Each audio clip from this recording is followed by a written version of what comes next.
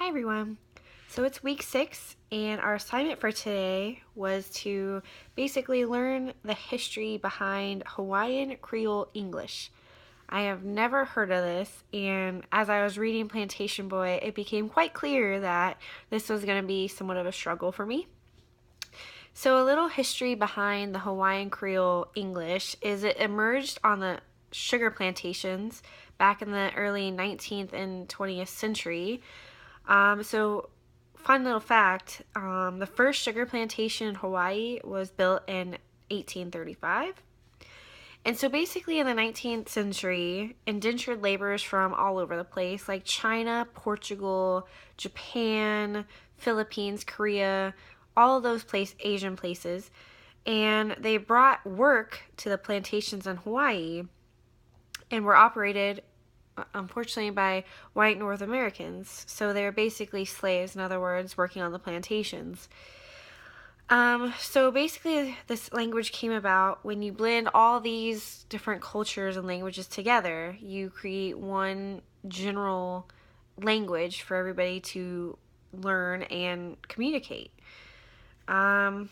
So apparently today, 600,000 people speak Hawaiian Creole English.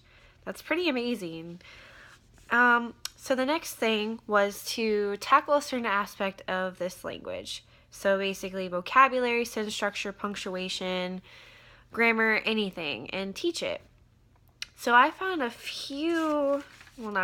quite a lot of different things that as I was reading, it came quite clear.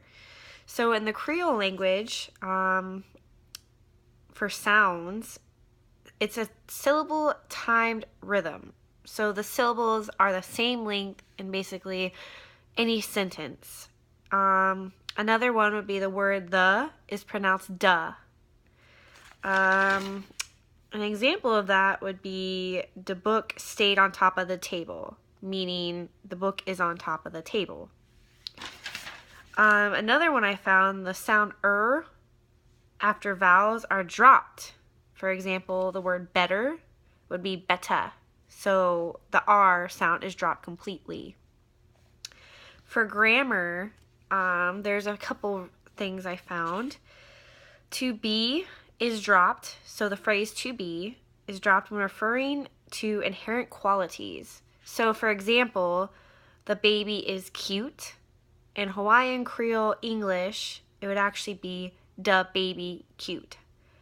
So, like I said, the is dropped and the duh is added in place. Another example, or another rule I have found, was the verb stay is used in place of to be when referring to location. So, example, the book is on top of the table. Makes sense? So in the Hawaiian Creole English, it becomes the book stay on top the table. Again, you have that rule of the is changed to duh. And in place of, where the book is, it says stay, not to be stay. Prepositions are also often dropped. So on top of the table would be on top the table. So you take out of and the, which are the prepositions of that sentence. And then the last one I found that was super interesting. So the past tense is represented by when, W-E-N, before the verb. So example, the baby cried. Simple. Creole English, it is the baby when cry. So it's kind of like the baby went cry, which means the baby cried. And some of the issues I was noticing with this language is that most schools associate it with a lower class. So it kind of sounds like they're illiterate when that's not. It's just a different form of language to these individuals. And they also say that this language isn't college level. They say it's just casual talk, which doesn't associate with, education. Just a fun little fact I found when I was researching this topic. And then it says, consider pulling passages from Plantation Boy, which I did, to help with the Pidgin lesson. If you're a HCE speaker, you'll find that the language in this text isn't quite the same as Pidgin. Why do you think that?